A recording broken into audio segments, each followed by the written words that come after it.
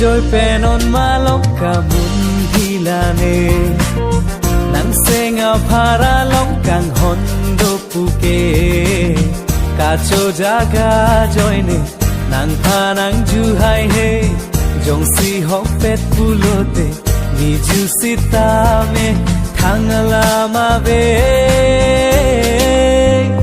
hok pet doloni tanang phan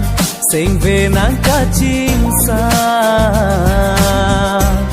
run bo che jiala son si ru ji nang phan la ni sing ve ala do ko ka tro jak pet ka phiri de nang phan jong si mo nang cha nam in de do ko me phan de do ji nang abang ing nek choi ji ne phan cho jak ong ni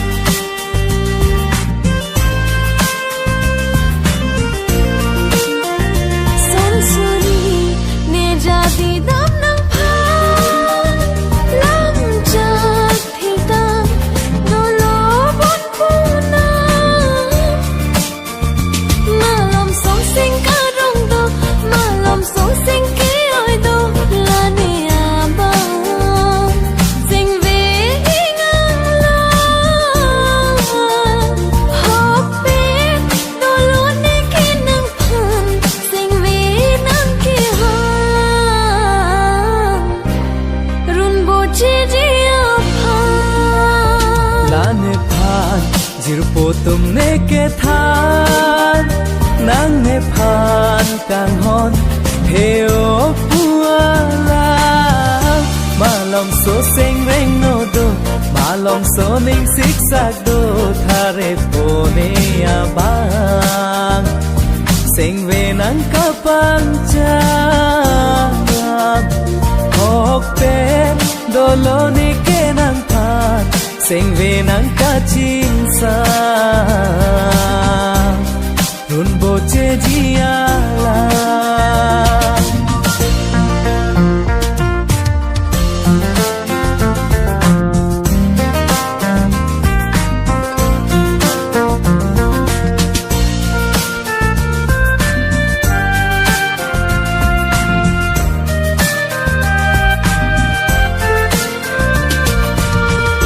joy penon malok kamun hilane nang senga phara long kang hondo puke kacho jaga joyne nang phanang ju hai he jong si hok pet pulote niju sitame thangala ma ve hok pet doloni tanang phan sing ve nang ka chim sa